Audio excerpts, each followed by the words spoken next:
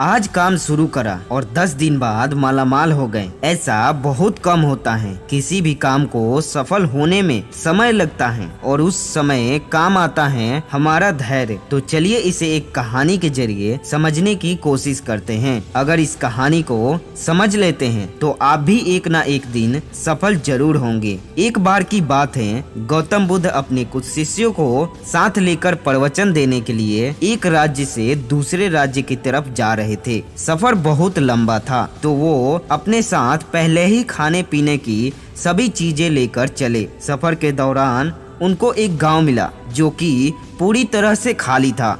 चारों तरफ सिर्फ झोपड़ियां और सूखे खेत ही थे। उसे देखकर ऐसा मालूम पड़ता कि वहाँ के सभी लोग पानी की कमी के चलते अपना सब कुछ छोड़कर वहाँ से कहीं और चले गए हैं। उस गांव में एक छोटा सा कुआं भी था। बुद्ध के शिष्यों ने जब उस कुएं में झांका तो वो भी खाली था। उस कुएं में सिवाय धूल के और कुछ नहीं था। अंधेरा भी होने का था। तो गौतम बुद्ध ने अपने शिष्यों को एक रात वहीं गुजारने को कहा। अगले दिन सुबह वो सभी गांव से निकलने लगे। वो लोग जैसे ही गांव से थोड़ा बाहर निकले तो उन्होंने देखा कि एक जगह पर बहुत सारे छोटे बड़े गड्ढे खोदे हुए थे। वो थोड़ा और आगे बढ़े तो उन्होंने देखा वहां हर थोड़ा दूरी पर वैसे ही सैकड़ों छोटे छोटे गड्ढे खोदे हुए थे।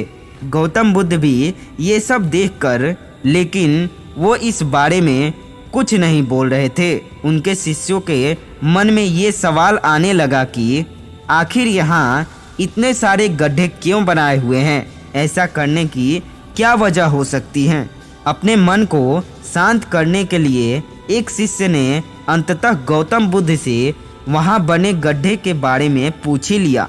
गौतम बुद्ध ने अपने शिष्यों को बताया, इस गांव की परिस्थिति देखकर पता चलता है कि इस गांव में कुछ समय पहले पानी सूख गया होगा और पानी की तलाश में यहाँ इतने सारे गड्ढे खोदे गए हैं। जिन लोगों ने ये गड्ढे खोदे उन्होंने मेहनत तो बहुत करी, लेकिन किसी ने भी धैर्य नहीं दिखाया। अगर उन लोगों ने धैर्य के साथ सिर्फ एक या दो जगह पर गहराई तक खोदा होता तो उन लोगों को पानी मिल जाता।